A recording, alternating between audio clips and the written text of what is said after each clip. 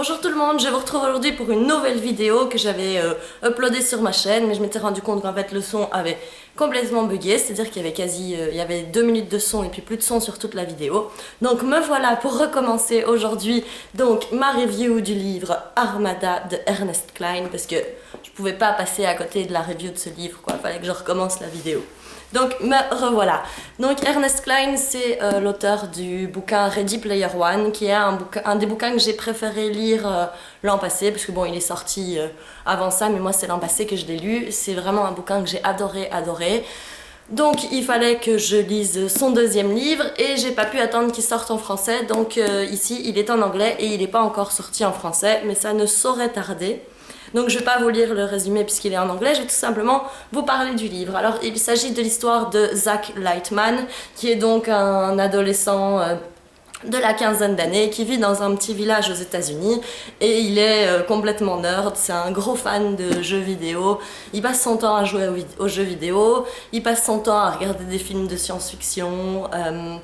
Il adore rêvasser, par exemple en classe, il est plutôt occupé à s'imaginer comment il pourrait survivre à une apocalypse zombie qu'à écouter les cours de maths. Ça c'était trop moi, c'était trop mon genre à l'école aussi, je le regardais par la fenêtre et me dire « Oh, qu'est-ce que je ferais si maintenant les zombies débarquent ?» Voilà, tout à fait, je comprends tout à fait l'état d'esprit. Donc voilà, c'est un peu un rêveur qui vit sur sa planète tout seul. Et en fait, on apprend dès le début du livre que son papa est décédé quand il était petit et que son papa lui aussi avait une fascination pour toutes ces choses-là et que donc dans son grenier il a plein d'objets qui appartenaient à son père quand il était encore vivant et donc plein de choses qui ont un rapport avec les premiers films de science-fiction, les extraterrestres, les jeux vidéo, le jeu de rôle, plein de choses comme ça. Donc il est fasciné par tous ces trucs-là qui appartenaient à son papa. Et en fait, un jour, Zach est donc en classe, en plein cours, et alors qu'il regarde par la fenêtre, il voit apparaître devant lui le vaisseau principal de son jeu vidéo préféré qui s'appelle Armada. Donc c'est comme si vous êtes en classe, vous regardez par la fenêtre, et tout d'un coup il y a un X-Wing qui apparaît, ou j'en sais rien, quelque chose comme ça. Ou un vaisseau du jeu Halo, je sais pas, n'importe quoi, bref, la grosse salut. Il regarde ses camarades de classe et il a l'impression que personne ne voit ce qu'il voit, donc il se dit est-ce que je suis devenu complètement fou? Donc panique à bord parce que donc ce qu'il sait c'est que tout le monde dit qu'avant de mourir son papa était devenu complètement taré et qu'il prétendait voir des choses qui n'existaient pas et que c'est un peu un tabou dont personne parle et tout. Donc il rentre chez lui, il fouille les livres de son père et tout ça. Et il trouve des trucs chelous, ça je vais pas rentrer dans les détails, même si ce que je vous raconte c'est le tout début du livre, mais je vais pas raconter dans les détails ce qu'il trouve dans les affaires de son père parce que c'est assez fun à découvrir par soi-même, donc je ne dis rien là-dessus, mais en gros, pour en venir à ce qui va réellement lancer l'intrigue, c'est que Zach va retourner à l'école, le vaisseau spatial va revenir, et il s'avère qu'il est réellement là, qu'il n'a pas rêvé et qu'il n'est pas le seul à le voir et que donc un des vaisseaux de son jeu vidéo préféré est bel et bien dans la cour de l'école.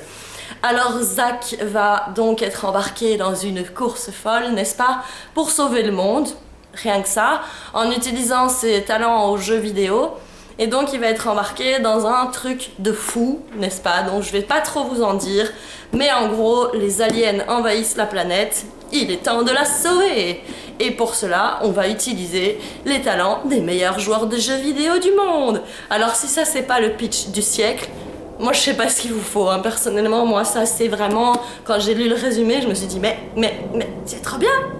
J'ai lu le livre, je l'ai adoré. Autant que Player One, ça n'a pas les mêmes qualités, ça n'a pas les mêmes défauts, mais j'ai vraiment adoré ce bouquin, je l'ai bouffé, j'adore les personnages. Par rapport aux personnages, j'ai entendu quelques critiques, il y a des gens qui disent que le bouquin est misogyne, que les femmes n'ont pas un bon rôle dans l'histoire, qu'elles sont laissées au deuxième plan, tout ça. Alors moi je suis pas du tout d'accord. Déjà c'est pas parce que l'auteur est un garçon que c'est un livre pour mecs, enfin je sais pas combien de nanas ont pas kiffé Harry Potter et combien de garçons ont pas kiffé Hunger Games, donc ça c'est débile. Oui c'est un univers plus masculin, Mais je vois pas le problème. Il y a des personnages féminins très sympas. Je vois pas du tout ce qu'on a à reprocher à ces personnages féminins. Voilà, elles ont tout à fait leur place. C'est des bons personnages. Mais oui, c'est vrai que le nœud de l'histoire concerne des personnages masculins. Mais ça, c'est un peu gueuler pour gueuler, quoi. Personne va gueuler quand on voit que Gossip Girl, c'était des bouquins pour filles et...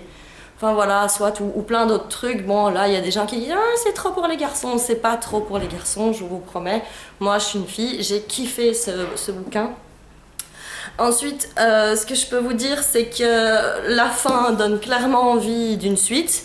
Et il y a clairement le potentiel pour écrire une suite. C'était déjà le cas pour Player One, mais non, c'est pas forcément. Je peux aussi vous dire que les droits ont déjà été achetés pour qu'ils soient adaptés au cinéma aussi, comme Player One. Je vous conseille vraiment de le lire en anglais ou quand il sortira en français. Si vous parlez un peu anglais, il n'est pas très compliqué à comprendre. Il est assez abordable, je dirais. Il faut maîtriser un peu en anglais les termes gaming, les termes science-fiction et tout ça, mais sinon il est assez facile à lire. Vraiment, je l'ai adoré. Pour le moment, c'est celui que je préfère, que j'ai lu depuis le début de l'année. Donc la mission, c'est de détrôner Armada. Je suis trop impatiente de lire un prochain livre de lui. Maintenant, je suis pas si impatiente que ça de le voir adapté au cinéma. Parce que, surtout Player One, son autre roman, pour moi, c'est pas adaptable au cinéma. Ça ne va que desservir l'œuvre. Celui-ci est un peu plus adaptable au cinéma, mais mon Dieu, faut y aller niveau budget. Hein. Allez-y les gars. Enfin, pour Player One aussi, mais... Enfin soit, ça me stresse un peu de les voir adaptés au cinéma.